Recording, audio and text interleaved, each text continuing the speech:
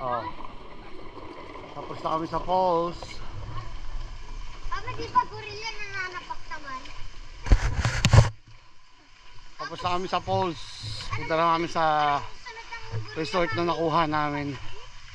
Doon na kami mag-i-stay siguro mga 2 days na. Doon na kami mag-i-stay. Hanggang pauwian na Manila. Okay. Mami, di ba Jimpansini, ano?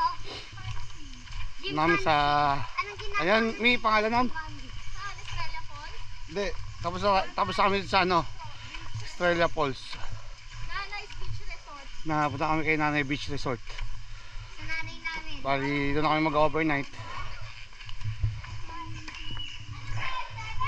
Hanggang sa pag-uwi na ulit ng Manila.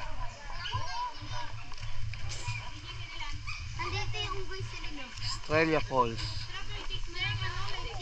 Taas sa mga puno.